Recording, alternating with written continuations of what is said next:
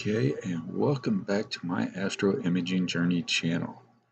I said a couple videos ago that I was having issues getting a local installed plate solver to work, and I think I may actually have it working. So I want to go through how I got it to work and the settings, and then we'll do a little comparison with some images that were already taken to see if it works any better and kind of benchmark it. And let's see what we got here. So let me close all these out first. Now if I want to go into the equipment profile manager and look at my config, and let's go to the plate solve tab, and as you can see I have plate solve 2. I was trying previously to get pinpoint working. Now pinpoint is a separate plate solver that for some reason I just could not get to work. Did a little bit more research, found out plate solve 2 is actually embedded into SGP, and all you needed to do was download the catalogs. So if we go in, and I just never realized, sometimes if you just click the settings, select it, click the settings, if it pops up, then it's natively in there already.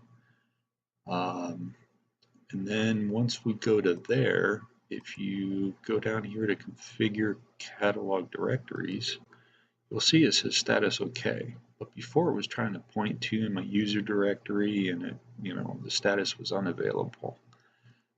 So how did I actually get it working?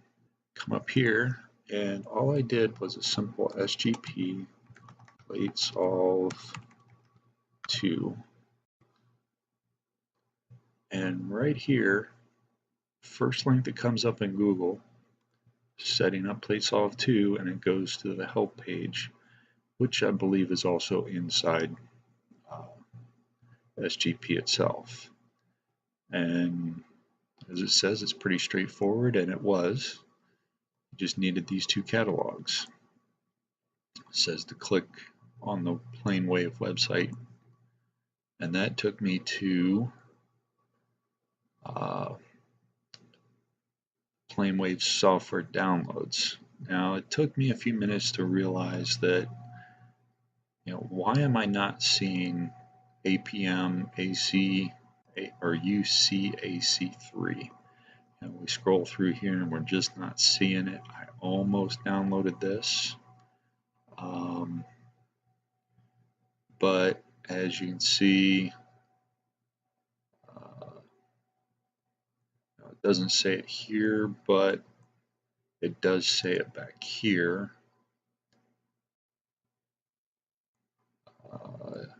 You should not install the actual plate solve 2 software. It distributes its own version. So I almost downloaded and installed it. Thankfully I did read that and did not do it.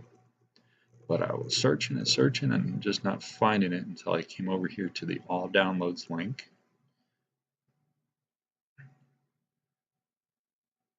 And right there it is, APM catalog installer and the UCAC3 catalog. This one, the UCAC3 is just a zip file, and the APM is an installer. So just simply download both of those, and then the installer will run, it's an EXE, so it will run. Now what I ended up doing, because I want to, my C drive's a little bit cluttered up, that is also my SSD drive, so I'm trying to keep that as uncluttered as possible for processing. So my data drive, my E drive, is the 1 terabyte traditional hard drive. So what I've actually got here is I created a directory called plate solver cats or catalogs. And inside there, you can see that's where I installed the APM and then unzipped the UCAC3 catalogs. So if we look in there, you can see there's all the catalog files. So once I got all that installed, I just came up here to File, Configure Catalog Directories, and then select the directory. And that's all I needed to do. Just point to, in this case, the APM. So I just selected that there. Click OK. And once this changed from a red status unavailable to a green status OK, we know we're good there. Do the same thing for UC-AC3. And that is all it took really to get it working. I mean, it was surprisingly simple. But how well does it work? So let's drop down here and let's open up an image. So here we have the owl cluster. So I'm just going to scroll down to that one and open it up. This is going to take a minute because it's on the NAS. And to baseline it, I'm going to switch back over once this is complete or has opened. And we're going to look at what I was using, which was astrometry.net. That does require the internet connection since it basically does the calculations locally for the image, and it does the geometry, sends that information up to astrometry.net, which then plate solves and sends back a report. So since I do have a sequence open, as you can see here, I'm going to go up here to the show control panel, because the control panel is what is for the active sequence. We go back up here, Tools, Equipment Profile Manager. This is the profiles that you use to create the sequences. So we're going to come up here, go back up to the show control panel, and we're going to go back over here and just do astrometry.net. Close it out. Then we're just going to do a simple plate solve. This was NGC 457, I believe. And my scale is 0.4. And let's do a solve.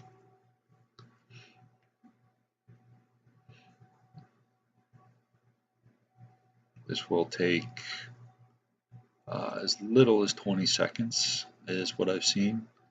And it could take up to, I believe the timeout is 10 or 15 minutes. So let's see what we get.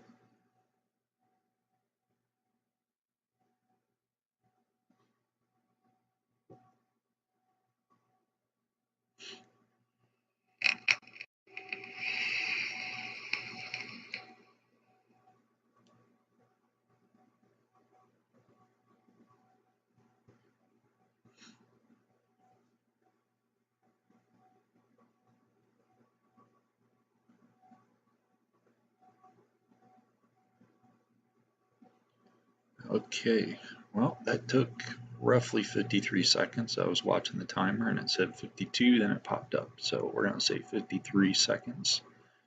We have our angle of 84 degrees, scale is 0.40, which is correct, confidence of 100. But let's go switch that back. Now to plate solve 2. Make sure our settings are right. Yep. Okay. And now let's plate solve again.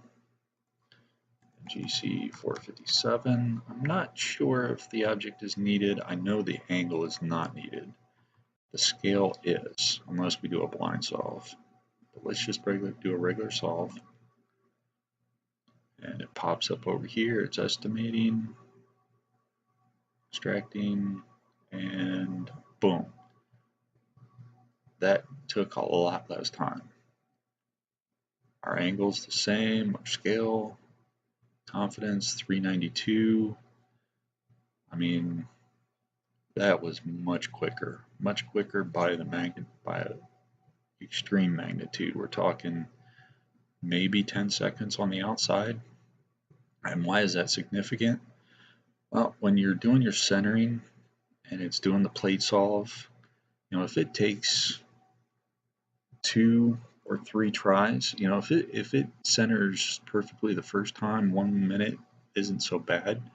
But if there's any deviation and it's got to make an adjustment and then take another frame and focus image and then plate solve that one, and it's got to do that 2, 3, 4 times, you know, 1 minute each time. If you're doing 1 minute, you know, in this particular case, I'm doing 1 minute cluster exposures. You know, that's 2 or 3 frames that I'm not getting in the imaging session. And let's say some clouds move in and the auto guider loses the star, and then it goes into the wait period, and then it has to go back, and there's another minute it's waiting. So as you can see, you know, a perfect night, you're missing 1 or 2 frames potentially. But you know, you have an iffy night and things aren't quite right, you know, you could be missing 10, 20 frames possibly. It can compound itself, and you know, we don't want to waste that time. But let's just make sure, you know, I did astrometry.net and then I did the owl cluster. So let's flip that and make sure it's repeatable, but this time let's make sure, let's close this image out. Let's go to a different target, and this time let's try Cigar Galaxy, different type of target altogether. And we'll just come down to this one again, give it a minute to download from the NAS. And there we have it. So let's we're set to plate solve 2. So we're going to start with that one. Let's do a plate solve. Again, this is Cigar Galaxy, so that should be M82. Scale is 0.4 and solve.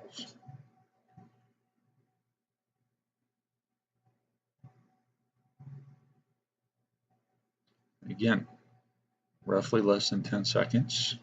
Angle of 91.16, confidence 121.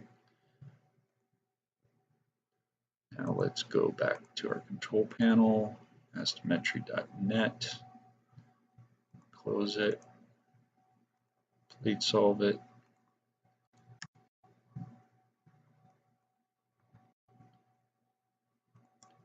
Let's see how long it takes this time.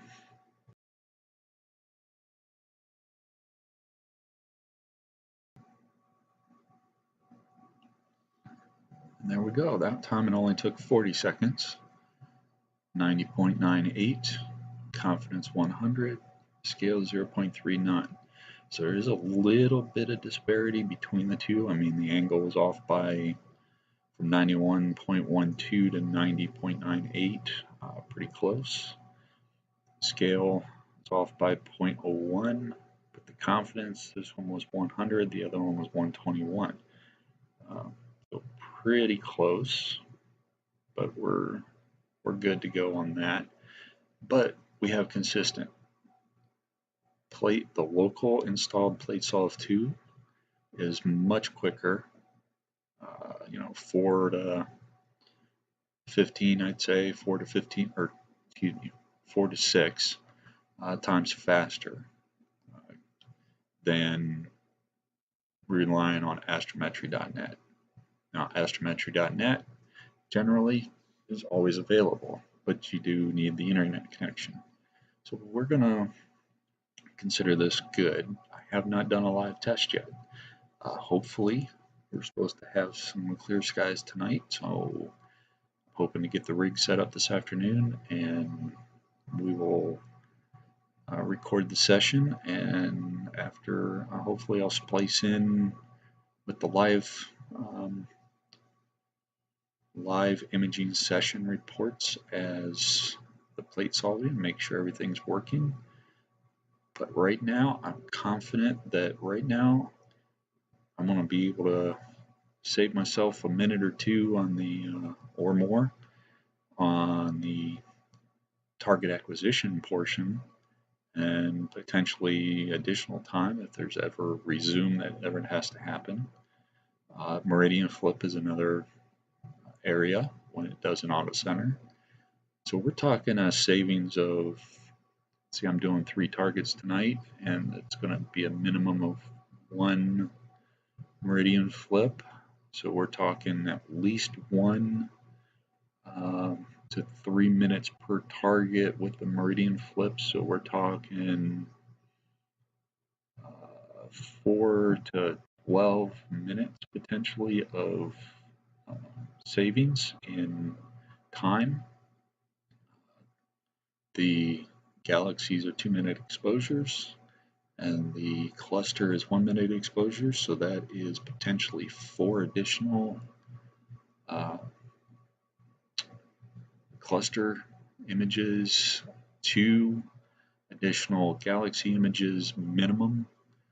You know, and when it doesn't seem like a lot when you're just looking at one night, but I'm supposed to have clear skies for the next 3 nights, not including tonight. So that's 4 total nights potentially, 3 to 4. You know, 3 to 4 times 4 is 12 to 16. You know, that's additional data, and if that means I can complete a target one night sooner, then I can move on to another target and get more data. You know, it just compounds over time. So I'm very happy that this potentially is going to work. And with that, we'll be back hopefully with the live session tonight. All right, welcome back.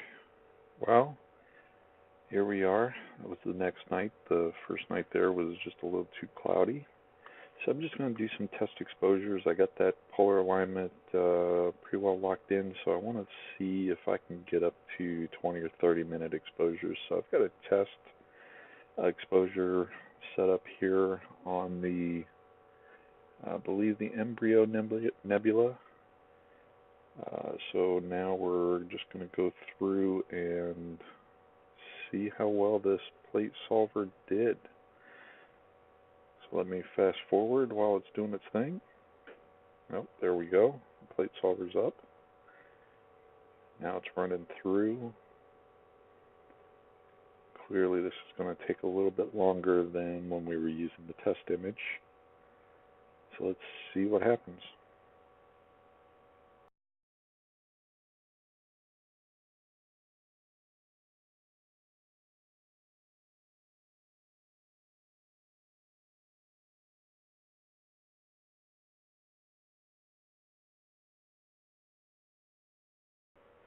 Alright, it failed.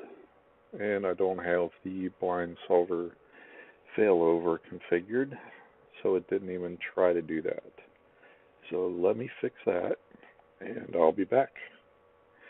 Alright, so I pointed the blind solver over to astrometry.net and restarted the sequence. So let's see what happens now.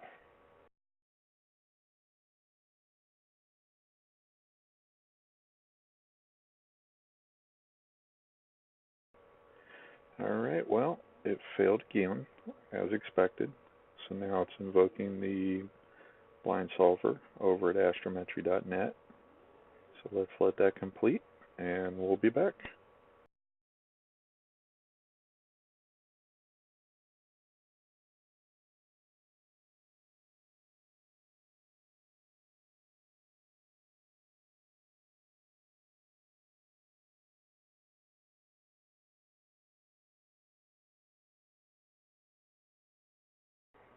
Alright, well, it looks like the blind failover through astrometry.net worked, so that's good. So let's just let it go through and get centered up. I think the problem is that the star field is kind of sparse, so it wasn't able to do the geometric calculations that PlateSolver 2 needed. Hopefully that won't be a problem for like open clusters and galaxies and things like that. I've read and heard that Pinpoint is more reliable, but for now, I think for most of the targets I'm going after, they should work for me. So let's see what happens. Alright, so the blind solve worked, and we're back to guiding. So now, let's just see how it does later on. I'll be back. Okay, so you can see from the graph there and the trails on the image here, the wind is getting to my rig. We've got 15 to 25 mile an hour winds tonight, and well, that's the gusts anyways. So normally it's not that bad, but for some reason tonight it's affecting the rig. But we're just doing some exposures to test duration and look at the histograms, so I'm not going to worry too much about it right now. Maybe a little bit later when it's time to get into the targets, we'll see what the winds are like and whether tonight's going to be a bust or not. So we'll be back after that. I just thought it would be a nice little sidebar for some of you that might be interested in how the winds can affect our imaging sessions. Alright, so now we're going to be hitting the first of the targets. It's a dark night, so I'm going to actually try to get something on the Horsehead Nebula. And but this video is about the plate solve. So let's see what it comes up with.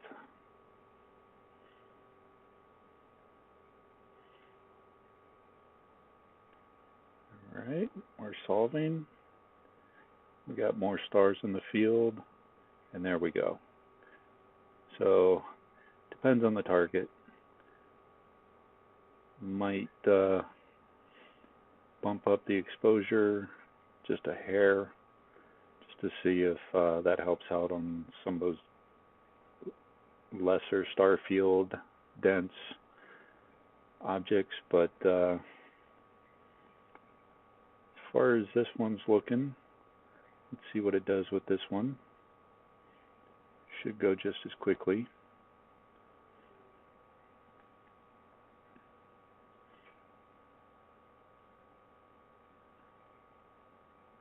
Yep.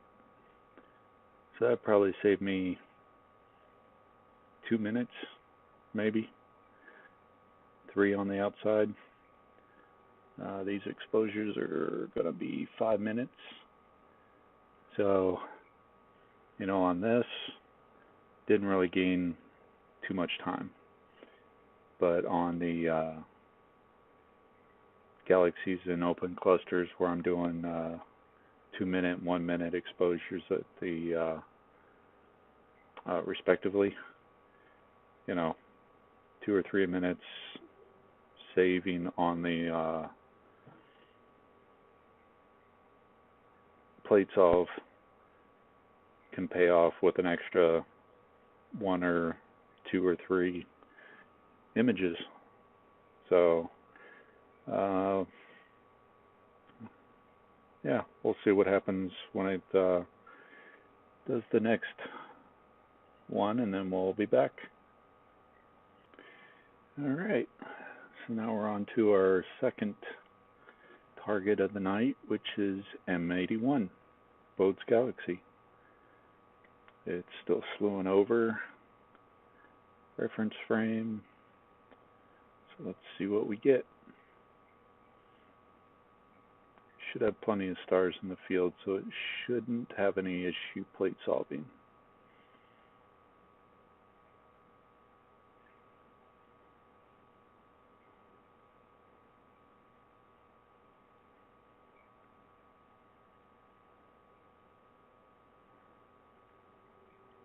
Oh yeah, much better. So with astrometry.net, you know, it was a crapshoot, pardon my French. You know, some nights it would solve in 30 seconds. Sometimes it would take 3 or 4 minutes or longer. So this is Bode's Galaxy. It's probably going to center on this frame here, which means I probably saved at least 1.5 minutes, 2 minutes. These are going to be 2-minute exposures, so that's 1 extra frame. Looks like it will need to do a meridian flip. It goes till 6 in the morning, so there's going to be at least a meridian flip. So 1 more opportunity. So that could be 2 extra frames. With the winds the way they are tonight, yeah, that's you know, that's 2 frames that might be good that could replace ones that are bad because of the winds. So I'm happy with the plate solver 2 for now. Probably I'll want to try to get pinpoint working at some point, but for now, being where I'm at in this journey, I'm going to take every little victory, you know, every little victory I can get. So with that, I'm going to bid you guys a good rest of your day. Hope you're having a good one. I appreciate each and one of you. And clear skies. Thanks for watching. Please click that subscribe button, like button if you like this video, and ring that bell if you want to get notified when I upload anything new. So, clear skies.